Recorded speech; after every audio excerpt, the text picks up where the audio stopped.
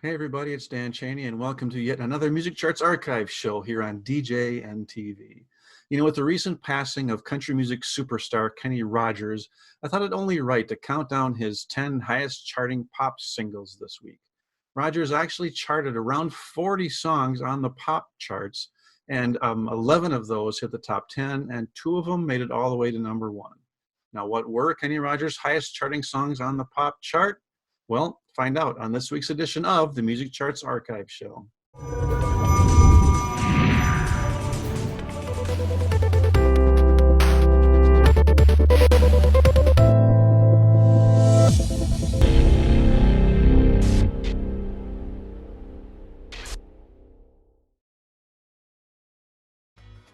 DJ Event Planner will change the way you manage and run your business. Streamline all of your procedures and software into one easy-to-manage system.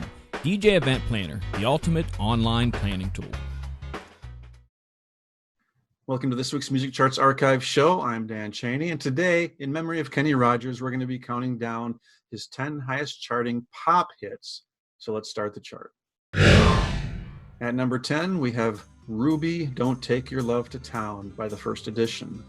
This song was written by country star Mel Tillis and tells the sad story of a disabled vet who pleads with his wife to not go to town to find another lover. It was originally recorded in 1966 by Waylon Jennings and then became a number 1 country song for Johnny Darrell in 1967 before Kenny Rogers and the First Edition had a top 10 pop hit with their version. They peaked at number 6 in 1969. An answer song was actually released by Dodie Stevens called Billy, I've Got to Go to Town, where she pleads for her husband to believe that she actually does love him and will remain faithful. At number 9, We've Got Tonight, Kenny Rogers, a duet with Sheena Easton. We've Got Tonight was written and originally recorded by Bob Seger and the Silver Bullet Band and appears on his Stranger in Town album. Seger's version hit number 13 in January of 1979. Kenny Rogers and Sheena Easton were label mates at EMI Records, and the duet was the suggestion of Chairman Larry Mazza. Rogers called Easton to pitch the idea. The two rehearsed the next day, and within the week, they were recording at the studio. The duet became a number 1 country song, a number 2 adult contemporary song, and peaked at number 6 on the pop chart in the spring of 1983.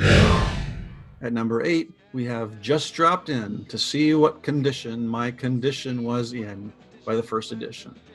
Written by Mickey Newbury, this song is supposedly about LSD and the dangers of using the drug.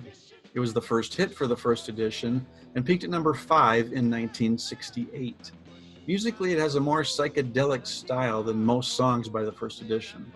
They performed the song on their first national TV appearance on the Smothers Brothers Comedy Hour. Glenn Campbell played the solo on the recording, and Just Dropped In was also recorded by Jerry Lee Lewis. At number 7 on our list, Lucille. Kenny Rogers left the First Edition to go solo in 1976, and Lucille was his first top 40 and first top 10 solo hit. It peaked at number 5 in 1977. The song was written by Roger Bowling and Hal Bynum and tells the story of a woman trying to hit on the singer in a bar. And when the woman's husband comes in and tells everyone in the bar that she picked a fine time to leave him with 4 hungry children and a crop in the field. The song was from Rogers' self-titled second studio album and went number 1 country, as well as hitting number 1 in Canada and Great Britain. At number 6, She Believes in Me. The second single from Rogers' album, The Gambler, was a bigger chart success than the title track.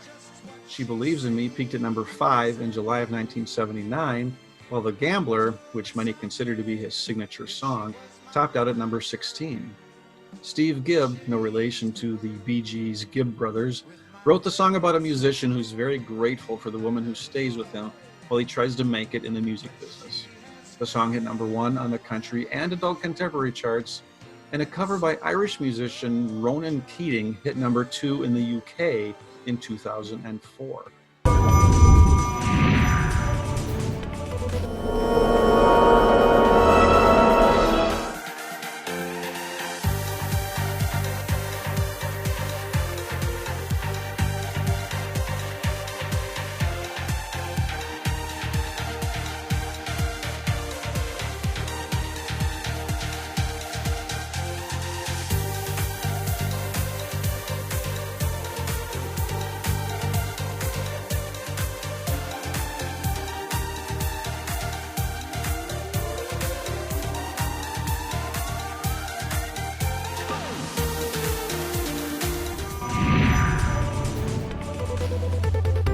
Welcome back to the Music Charts Archive show on DJNTV. This week we're counting down the 10 highest charting songs by Kenny Rogers on the pop chart. So let's get back into that list. At number 5, Don't Fall in Love with a Dreamer. This was another hit duet for Kenny Rogers, and it peaked at number 4 in 1980.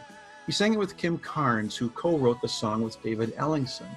This was the first top 10 hit for Carnes, whose signature song, Betty Davis' Eyes, would hit the following year. The song was the only single release from Kenny Rogers' album Gideon. Supposedly, Carnes had prepared the song in a different key, and in the recording studio, she had to improvise, singing the song in a different key than the one she had been working on. At number 4, I Don't Need You. I Don't Need You was the lead single from Rogers' Share Your Love album, and it peaked at number 3 in August of 1981. The song's writer, Rick Christian, was the first to record the song in 1978, but it didn't chart. Harry Nilsson, Madeline Marks, and the Carpenters also included the song on albums before Kenny recorded his version. Lionel Richie produced the song and the album. I Don't Need You was a number 1 country song and a number 1 adult contemporary song. Number 3 is Coward of the County. Kenny Rogers had a bunch of story songs that hit, and this was the biggest of his story songs, peaking at number 3 in 1980.